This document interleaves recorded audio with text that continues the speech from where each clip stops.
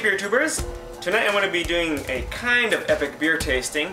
I'm going to be having Evil Twin Brewing's Yin and Yang. The Yin being the Imperial Stout and the Yang being the Imperial IPA. Now, a little bit about Evil Twin Brewing if you don't know, but he's actually the twin brother of Mikkeller, who's a gypsy brewer, and so is he. He's a gypsy brewer himself, and he brewed these at Brewdog Brewery in Aberdeen, Scotland. So this is really interesting. Not only that, these were both made to form an Imperial Black Tan, which is kind of unusual. I mean, the only other brewery that did this was Dogfish Head in Delaware. And Dogfish Head, they did this with their 120-minute IPA and their Worldwide Stout. But I'm really excited to try this because I did try this by itself and I enjoyed it very much. So just to let you know what I'm going to be doing, I'm going to start off drinking it as the Black Tan, so my palate's not affected by anything else, so I could really get a taste for it. So let me go ahead and open both of these up and show you how it is. Okay, so about that much, about half a glass. And then let me go ahead and open up the Imperial Stout. Alright, and it's at a fairly cool temperature. See that color change? Okay, so this is roughly half and half. Now the head is really interesting. It's kind of got this seriously marshmallow kind of head. Like you hear people describe the head like that, but that's seriously marshmallowy. And you see like part dark, part white, like really white. So this is interesting. Let me check the aroma now. Wow, it's like a lot going on. I mean, oh my gosh. I mean, like I said, marshmallowy head, it actually does sort of smell like marshmallows because so much sweetness, just so much sugar going on. I mean, and the color just, you know, the stout just took over. There's still a little more IPA than the stout, but I think it should be enough. Now I'm getting some booze in the nose, definitely for sure. Yeah, it's like, I smell alcohol, but it's not like boozy, you smell the alcohol. A lot of sweet, malty backbone, bready notes, some roasty notes, but it's not too much because you got the hops going on in the IPA, so it's just got a lot going on. Without further ado, I should just go ahead and drink this. So, kanpai. Wow. Jeez. I have no idea what to make of this. Yeah, this is unlike I've ever tasted because you don't really have an Imperial Black Tan that's laying around, but you have to make it, you know. But yeah, so first of all, it's quite smooth. It is quite smooth, and then you get this really just sweet, like I said before, marshmallowy, because it's kind of like in my head, marshmallowy sweetness because there's a lot of creaminess. It's smooth. There's the malt to really just bring that out, and it's got that roasted thing like you're roasting marshmallows. And then the coffee and the roasted malts kick in, and then it ends with the hops that you get in the aftertaste. You know, you just feel it and taste it in your breath. It's like a hoppy American Imperial Stout. That's what I gather from this.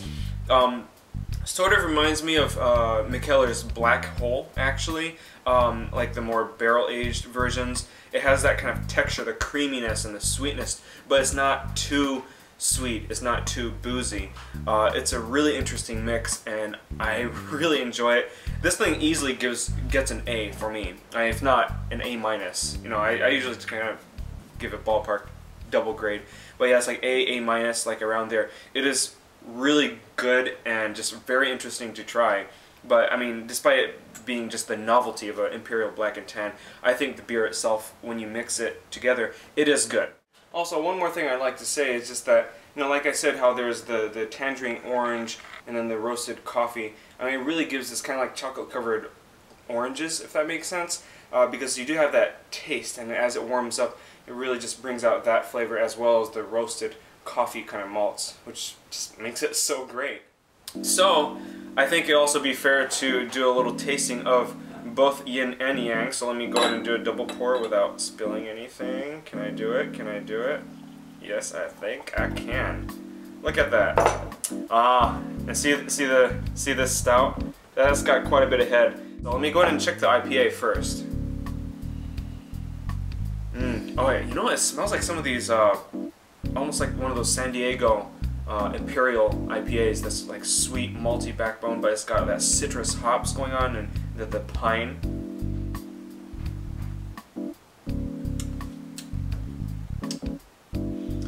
Yeah, that's pretty malty. Pretty malty, kind of orangey. Not because of the color, but the taste's kind of like got this mandarin orange kind of thing. Yeah, it's got this juicy maltiness that actually takes over most of it rather than the hops. I'm surprised because you smell more of the hops, but you taste more of the sweetness. You got that tangerine kind of taste to it. Yeah, I'm getting more coffee in this one here. Some roasted malts. Some of the hops are actually quite present. And I'm getting a little bit of the booze in this one, so I think when I did the Black and Tan, most of the booze actually comes from this. So let me go ahead and give it a taste. Kanpai. Yeah, carbonation hits the mouth. You feel the booze, not too strong. And then, but man, quite a bit of malts actually. Wow. And it's quite drinkable. I mean, these are both 10%, so that's pretty strong. This seems to have this like very strong character to it. Like both of these are actually really similar, very malty. But it's like after you taste it, like the tasting notes I gave to you, it's like the stickiness of the malts kind of just wraps around your tongue, but it's not like sludgy. You know? It's good. It's smooth. It's tasty. But it's definitely. These are definitely made to make a Black and Tan because although both of these stand well as like a B+ beers, I think both of them are like B+. But when you mix them together, it's like, wow, now that makes sense. And the Yin and Yang definitely forms a Taiji, and it just becomes a supreme ultimate beer. It's really good. I'm gonna give this another taste now.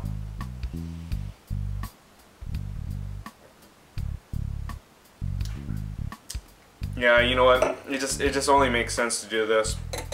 It tastes so good when you mix it. I mean, like I said, both of these taste fine and good by itself, but you know what? When you mix it, it's just better, and they just complement each other really well. This gets an A for me. Get both Yin and Yang. It's really not that bad considering it's an import. I mean, considering how much Mikkeller could be. You could get these, at least I got these at Beer Revolution for $8 each. I'm not one to spend that much on a 12-ounce bottle, but I'm really glad I did. And I'm glad that I was able to share this with you, to show it to you. I was actually excited to do that, so I was like, I need to buy these two and show it to you guys. But yeah, this is excellent. I think it's really good and worthwhile to try. It just somehow works. And it's very interesting how that is the case with Yin and Yang, but the brewer knows best, and his intentions and his approach and his craft was very successful with this. So this was the Yin and Yang by Evil Twin Brewing Company. It's excellent. Give it a try. Thanks so much for watching, and I'll see you guys in the next beer blog.